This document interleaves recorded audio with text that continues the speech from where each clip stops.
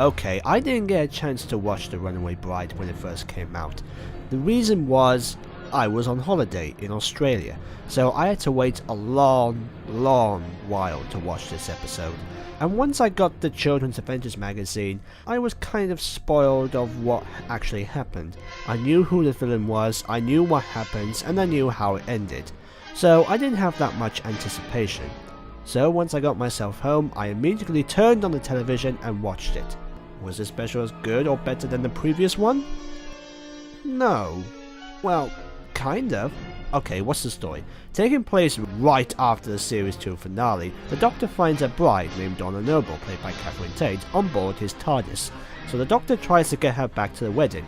However, this Christmas is anything but a silent night, as he is followed by killer Santas, killer Christmas trees, and an alien spaceship. Hang on. This does sound familiar. Okay, let's get the elephant in the room out of the way. The main problem is that it's trying to be like the previous special. Christmas tree attacks, robot Santas, a spaceship in the sky, a monster which is given the name from another Shakespeare play. Seriously, Sycorax and Ragnos, they're both from the same play. And snow falling on the TARDIS. Really? This is what I was waiting for all this time? So basically, it's the exact same story. Just replace the companion, family and monster, and there you go. Well, at least I like the family, even though they're pretty much a repeated shell of the Tyler family, even down to having a black fiancé. Speaking of which, guess who the secret villain is? The trustworthy fiancé who ends up having to be involved somehow.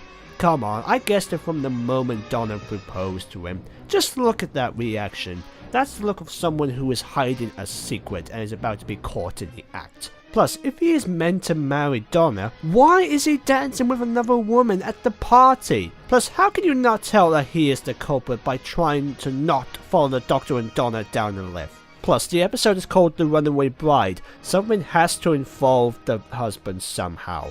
Okay, I'll give this episode credit. What they repeat using, they make it better. For example, I like the design of the Robo-Santas. While the originals do look like ones from a horror film and dare I say, a little fake, at least these ones have gone for a more childish look to attract some tourists. However, I think that's what makes it more creepy for the special's tone. The same with the main monster, the Ragnos. One word can fully describe this special. Over the top. The characters are over the top, the action is over the top, even the dialogue is over the top.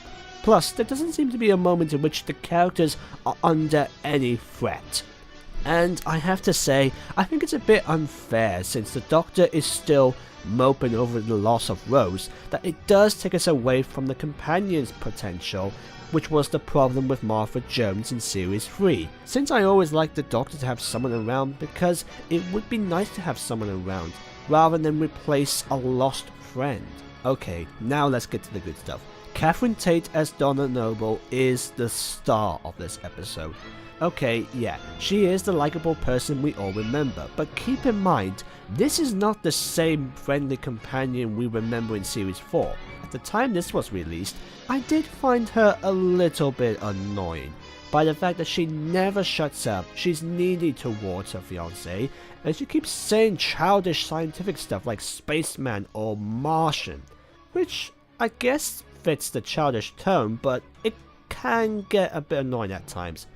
And yes, while she did return for a full series, the original plan was for her to only appear in this episode as a one-off character, but if she didn't return for a series, this would have been a pain to watch. But thankfully, Series 4 came out, and that was when we all started to love Donna. I know I'm sounding like a bad person, but I'm not saying I hate this character, far from it. I like Donna Noble, and she does have her moments in which she is a likable person. And there are moments in which she does make me smile. Honest to God, Catherine Tate and David Tennant work really well together. Just watching these two together is just enjoyable to watch. No wonder we keep seeing them doing the same productions together. They make a good comedy duo. I especially like the scenes of them talking together, whether it's in the TARDIS, top of a building over London, or at the beginning of the universe. We can all sense a growing friendship between the two, which really does play a huge part in the T. Davis era. and while the story is predictable, it does make a good mystery. The action scenes, while repetitive, are pretty impressive. Like I said, what they repeat, they improve. Like, we have the Robo-Santas actually control the killer trees with exploding baubles. That's pretty neat. We also have ourselves a TARDIS chase sequence. Sure, it doesn't make sense, but it is pretty fun to look at. Even the web star is cool to look at. And of course, the scene where the Doctor stops the Ragnos does show the true fury of a Time Lord. Just seeing the Doctor stand over a destructive and heartbreaking scene of a monster being drowned is just heart-pumpingly intense. Look at Tennant's eyes amongst the water. So I'm pretty sure there's not 1 second where he blinks. That is until Donna wakes him up. And of course, Sarah Parish as the Ragnos. Okay, like I said in my attic reviews, I'm not so keen on spiders, but that being said, the design is incredible. You can tell a lot of people put a lot of effort into the animatronics of this body. And Sarah Parish pulls off the hissing diabolical humanoid brilliantly. I especially like the moment where she screamed in a monstrous roar at the mention of Gallifrey. So, yeah, while I will admit the Runaway Bride does have some flaws, I'm not saying you should give it a miss. On the contrary, I actually like this special. It's just fun to watch. It's like watching a remake of a mediocre film.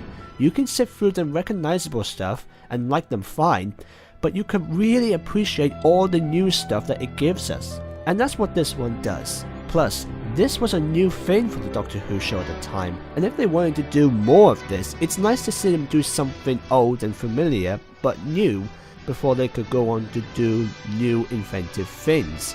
So I'd say check it out for yourself and see what your thoughts are. Be sure to jump on the TARDIS yourself and just have yourself some over the top fun.